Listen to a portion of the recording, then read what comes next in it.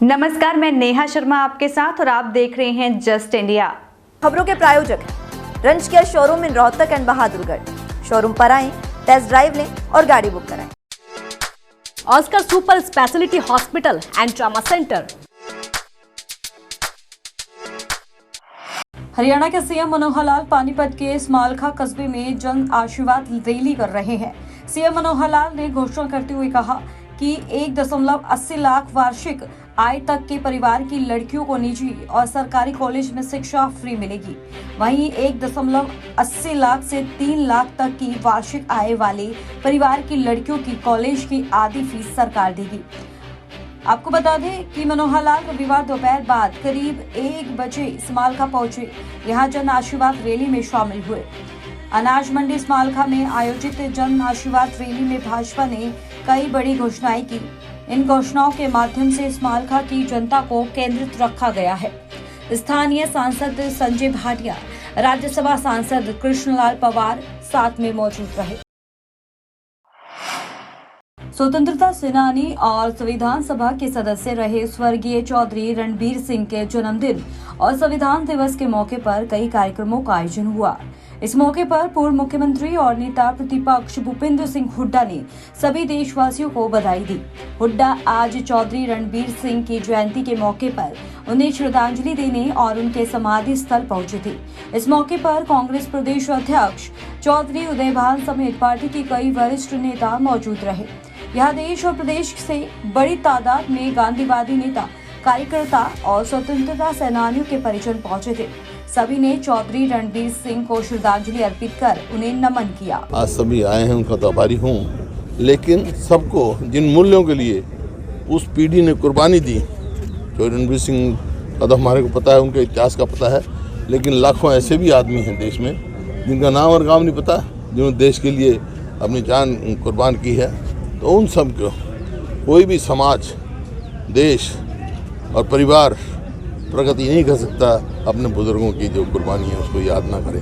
तो हमारे अपने बुजुर्गों की कुर्बानी याद करनी चाहिए और देश को इसी प्रकार से संगठित सद्भावना बनी रहनी चाहिए। एक आप अभी गूगल पे आवाज़ दो और उसमें कहो कि दुनिया का सबसे झूठा प्रधानमंत्री कौन है, तो उसमें नरेंद्र मोदी का नाम आएगा। ये झूठों का बादशाह है। पनौती वैसे तो देश के कई करोड़ लोगों ने, 2-2.5 करोड़ लोगों ने पनौती का इस्तेमाल किया था उस समय। राहुल जी ने भी पनौती मोदी कहा था। अब मैं पूछना चाह रहा हूँ कि उससे पहले राहुल जी ने कहा था जब राफेल घोटाला हुआ था कि चौकीदार चोर है, चौकीदार चोर है। और जब सारे बीजेपी के और आरएसएस के नेता क्या कहते थे, मैं भी चौकीदार, मैं भी चौकीदार, मैं भी चौकीदार। आज कोई भी बीजेपी का नेता ही नहीं कह रहा मैं भी पनौती, मैं भी पनौती, मैं भी पनौती। ये अंतर है। रोहतक में श्री रामलीला उत्सव कमेटी की तरफ से हिसार रोड स्थित BP Jain skill development centre में रविवार को सम्मान समारोह का आयोजन किया गया। कार्यक्रम में महामंडलेश्वर बाबा कपिलपुरी जी महाराज, महामंडलेश्वर बाबा परमानंद जी महाराज, महामंडलेश्वर बाबा कर्णपुरी जी महाराज और महामंडलेश्वर बाबा विश्वनारायणानंद महाराज के सानिध्य में प्रसिद्ध समाज सेवी और उद्योगपति राजेश जैन ने समाज सेवी सुरेश बंसल, संस्था के प्रधान सुभाष तायल और मीडिया प्रभारी राजीव जैन के साथ मिलकर भगवान गणेश के समक्ष दीप प्रज्वलित कर सम्मान समारोह का शुभारंभ किया। समारोह में रामलीला में मंचन करने वाले कलाकारों, बाल कलाकारों, मीडिया कलाकारों, छायाकार बंधुओं, समिति के सभी सदस्यों को स्मृति चिन्ह और पुरस्कार देकर सम्मानित किया गया। तो अगले वर्ष भी जो इसी वर्ष हम शुरू से अभी कोशिश करेंगे। पिछली बार गजेंद्र चौहान जी ने जो है हमें एक नाम दिया था बॉबी, तो वो कई बार कह चुका आता हूँ नहीं तो डिजिटल प्लेटफॉर्म पे और थोड़ा सा और बेहतर जो है रामलीला को बनाएंगे। और कि जैसे अयोध्या में होती है तो वो हमारी कोशिश है कि अगली बार जो रामलीला का जो स्वरूप है वो बहुत अच्छा हो और कि पूरे, और मैं पूरी अपनी रामलीला उत्सव कमेटी से ये कहूँगा कि अब जब हम सिर्फ रामलीला बनाने के पर्पज से ही रामलीला ना बनाएं तो इसको अपने जीवन में भी ले आएँ। और अगर आपके जीवन में आएगी तो और लोगों को भी आएगी। क्योंकि पूरा जैसे स्वामी जी ने कहा कि भी राम के जीवन से हम एक अच्छे बेटे भी बन सकते हैं, एक अच्छे भाई भी बन सकते हैं, एक अच्छे हस्बैंड भी बन सकते हैं।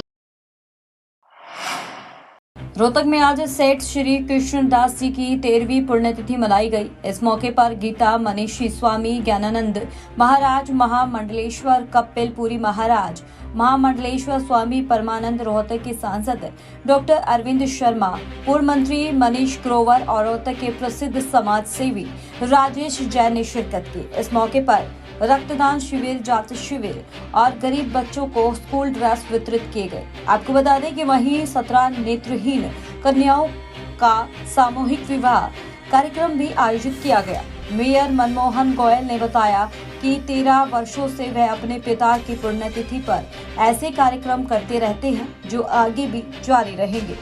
17 नेत्रहीन जोड़ों की विवाह संपन्न होने जा रहा है, उसमें भी मुझे आशीर्वाद इन्होंने दिया, मैं इनका बहुत बहुत आभार प्रकट करता हूँ। और ये कार्य जो सेठ जी ने मुझे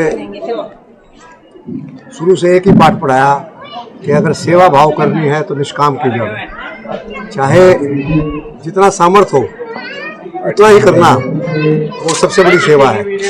आप ऐसी सेवा करो जो दूसरे को प्रभावित ना होती हो, दूसरे पर किसी प्रकार का कोई निष्प्रभाव ना पड़ता हो। तो ऐसा हमने सोचा, एक स्कूल भी उनके नाम से बनाया और वो उसमें 100 बच्चे छोटे यहाँ शिक्षा ग्रहण करेंगे, नेत्रहीन, और यहीं पर रहा करेंगे। और मुझे ऐसा लग रहा है कि जब वो बड़े होंगे तो ज़रूर बहुत सेवा के भाव में अपना जीवन लगाएंगे और देश की प्रगति में अपना सहयोग देंगे। तो मैं आए हुए सभी अतिथियों का बहुत बहुत आभार प्रकट करता हूँ। हरियाणा के रोहतक में एक युवक को व्हाट्सएप वीडियो कॉल के माध्यम से अश्लील फोटो लेकर उससे ब्लैकमेल करने का मामला सामने आया है। पुलिस के अनुसार पहले पीड़ित युवक से एक अज्ञात नंबर से वीडियो कॉल आई, जिसमें एक युवती दिखाई दी। युवती ने उससे बात की और फिर उसे अपने कपड़े उतारने के लिए कहा। दोनों ने नग्न होकर फोटो और वीडियो बनाए और बाद में उसे ब्लैकमेल करने लगे। युवक ने इस मामले में पुलिस को शिकायत दर्ज कराई और बताया कि उसे ब्लैकमेल करने वाले ने उससे 15,000 रुपए की मांग की है, जिसे डर के मारे उसने पेटीएम के माध्यम से दे दिए।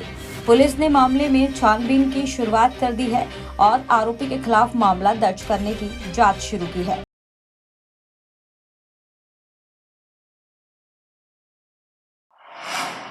लुधियाना के खन्ना में नेशनल हाईवे पर कोहरे का कहर दिखा।